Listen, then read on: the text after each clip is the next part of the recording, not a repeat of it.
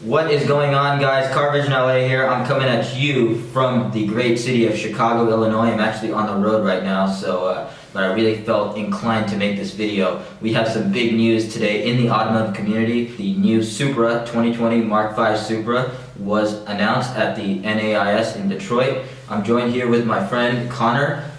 You can check him out on Instagram at Wayward Lobsters. So today we're going to give you guys an overview about what this car is all about, and being completely honest, I'm not a huge fan of the new Supra, and I'm going to tell you why. So without further ado, let's get started. So obviously, one of the first things we want to talk about with a new sports car is, of course, the engine. The Supra has a BMW straight 6 with 3 liters of displacement, engine code B58, I think.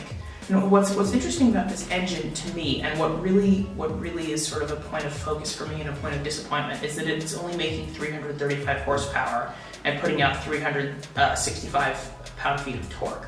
Now, in the BMW Z4, which of course the Supra shares an engine with, in the US, the Z4 is making a lot more. It's making close to 380 horsepower, whereas in Europe it is also just rated at 335.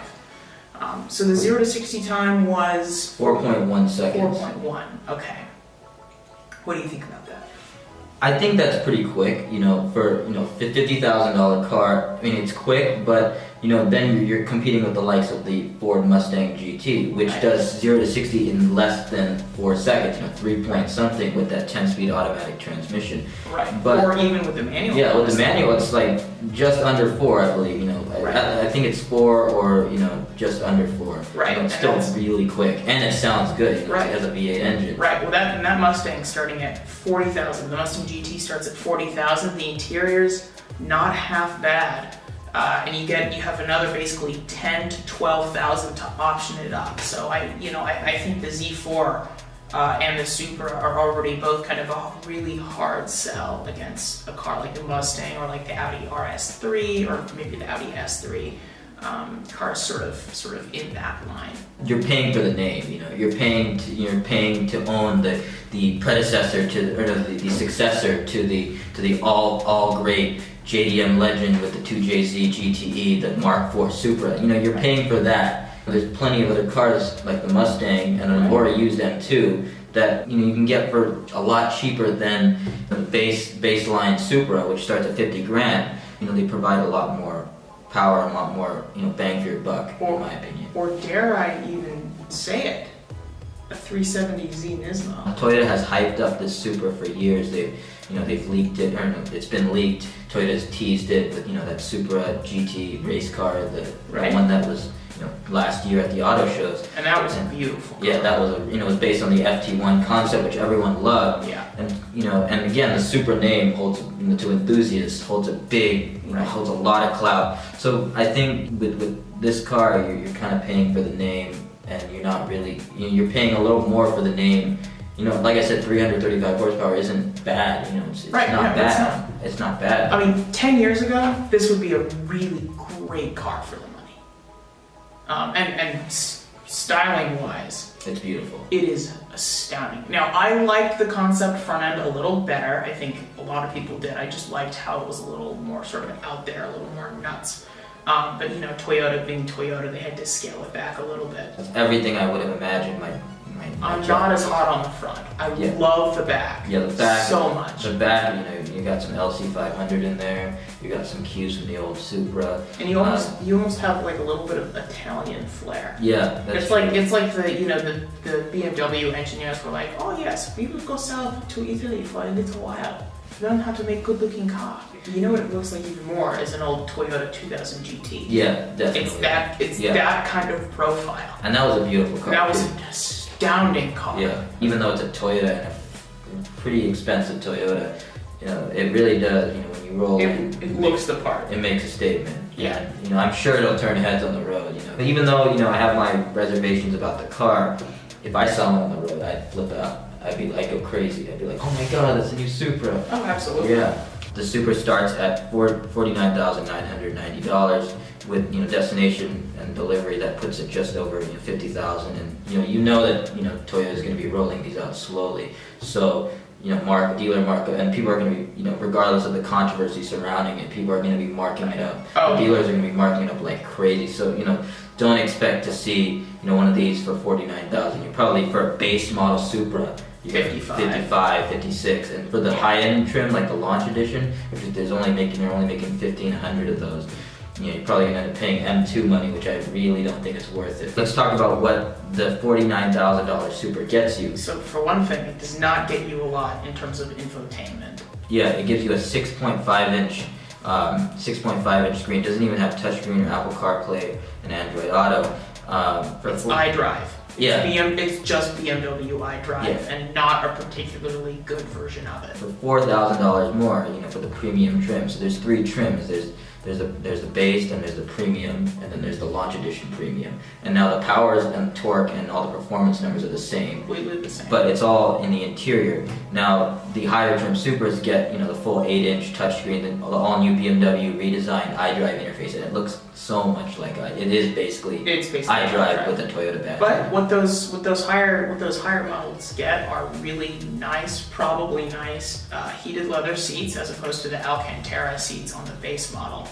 I know you had some misgivings about the Alcantara seats, but I'm kind of a fan of that, especially because I think that the person who's buying the base Supra is the one who sort of wants the more stripped down kind of sports car. The purist. Right. At first, like I said, I was kind of disappointed by not seeing leather, but then Alcantara, kind of made me feel a little better. So my theory is that BMW has sort of pushed Toyota to try and make the car a little bit less comfortable and give it sort of fewer amenities in order to further differentiate them from each other.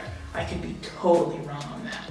But there are a lot of interviews that have been done with engineers from both companies, and it's clear that there was a ton of thought that went into every decision, especially in making the 2 cars different, and I think that might be one of the ways. The suspension of this car and the handling are supposedly quite excellent. In fact, Akio Toyoda, the current CEO of Toyota, says it's totally lit. That was after he tested it on the Nürburgring. That was after he tested it on the ring. He said it's totally lit. The biggest disappointment that I had with the Toyota Supra is the fact that there is no manual transmission. There is no manual transmission, and there's not even a dual clutch. No, it's an 8-speed ZF automatic. That's a torque converter, everybody. In a $50,000 sports car.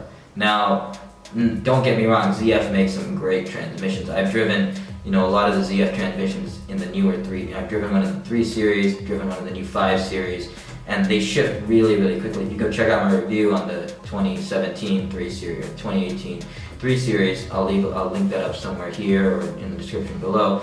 I really was impressed by the ZF transmission in that car, but still, it's an automatic. It's an automatic. You're not going to give it a manual. That's already a big enough insult to the purist community, and then give it the next best thing. Give it a dual clutch. The GTI, I own a GTI, and that doesn't even have an automatic transmission, and that's half the price. You can get it in a manual, which is what I have, or you can get it in a DSG, which is a dual clutch, 6-speed DSG, and those things ship lightning. The Golf R too. Look, the M2 has a manual transmission. The Mustang, you can get it in a manual transmission. The Z, you can get it with a manual transmission. You can get a Golf R in a manual transmission. You can even get a Cayman in a manual transmission. Right. And a car as iconic and important to the industry as the Supra, I think it was a big glaring error that they left out the manual transmission. You're marketing it as a purist car, as the successor to one of the greatest cars of all time. And you get rid of the manual transmission. So I was talking about those interviews earlier with engineers from both Toyota and BMW. And they each talked about how the other had such different sort of methodologies to design and to engineering that they both sort of learned from each other. And it may very well be that 8-speed is just more reliable than a dual clutch. And you know that if Toyota's involved with the project, they're going to make a lot of decisions that are really geared specifically towards reliability. So that could be the case. It could also just be a weight savings. True. But again, it could just be cutting a cost corner. a huge part of the identity of the Supra has always been its position as a tuner car. You know, I mean, that was one of the things that has sort of solidified it in our hearts and minds as this sort of hero of the automotive landscape. You know, like it was a tuner car in Fast and Furious, for example. I mean, it's just so important to the general spirit of the car that it would be easily tunable. But I somehow think that the new one, with all of its, you know, more computerized engine controls, with its BMW engine, with its automatic transmission, that it's going to be a lot harder to tune. And I really wonder how that's going to change the reception of the car. The iconic Mark IV Supra had that beautiful driver-focused fighter jet-looking interior. It was like you had the steering wheel here, and then all the controls right here were kind of tweaked towards the driver, because it was kind of like a fighter jet. I'll show some pictures right now. But then I saw the interior of this car. Literally, if you took off the one Toyota badge on the steering wheel, you'd think it's a BMW. It's a BMW. It is. It's basically. It's absolutely. They transplanted it from the 2 Series into this car. Right. Yeah. Which saved them a lot of money. The original Supra was born, bred, tuned, designed, built in Japan. Pure JDM, Japanese. And now. And as a driver's car. Not a Grand Tour, not a race car, but a pure driver-focused, hardcore, raw sports car. With 276 horsepower. Yeah, 276. 276. Yes. The early reports are saying that it can make it over stock over the U.S. model over 320 horsepower, which is, So the Mark IV Supra from almost 20 years ago is almost as powerful. Yeah. As the new Supra. And comes with a manual transmission. Think about that, folks. This is not a bad car by any means. It's a pretty good car. It's a great car. It's fast. I mean, it's fast. It'll probably be reliable. It's a Toyota. It's beautiful. Yeah. It has a lot of the modern features you'd expect today. You can get the optional driver's assistance package and all that stuff. But I really, when you really study cars and you live and breathe cars like we do, there's kind of a difference between the on-paper look of a car, the specs and everything, and then just the emotion that it evokes. Right. It's named a Supra, but I really didn't feel that same excitement that I get when I think of a Mark IV Supra with a 2J and that raspy exhaust. I think Toyota would have been better off keeping the Supra name dead and this is something new. Yeah, maybe an FT1, like the FT1 concept, or Right. some evolution of that name. Like I said before, the original Supra was born, raised, bred, tuned, built in Japan. Take a guess where this one's built. It's built in Austria. Are you serious, guys? One more thing. Jason Camisa, former writer for Motor Trend, he posted on Instagram a close-up of the door jamb of the Supra at the Detroit Auto Show. It says on the door jamb, manufactured by Bayerisch Motorenwerk. BMW. Okay, we get it. It's a BMW badged as a Toyota, and it's a German car in a Japanese shell. But do a better job at hiding it, Toyota. Come on, are you serious? Let us know what you guys think of the all-new 2020 Toyota Supra. Do you love it? Do you hate it? Do you feel the same way as I do and Connor does? Leave a comment down below. I'd love to hear your thoughts. Well, I'd like to thank Connor for being here on the show. Again, this is a very impromptu video. I'm out on the road, and it's not like most of the videos I produce. I don't have any of my equipment, so this was literally a snap idea I had. So be sure to check Connor out on Instagram at Wayward Lobster. He posts some really awesome photography. Follow me on Instagram at CarVisionLA for more coverage of the NAIS, North American International Auto Show. Also for news, updates, exclusive content, and giveaway notifications. We're almost at 1,000 subscribers, and I'm going to be doing a huge giveaway when we hit that milestone, so be sure to stay tuned for that. But anyway, guys, I'll catch you all in the next video. Peace out.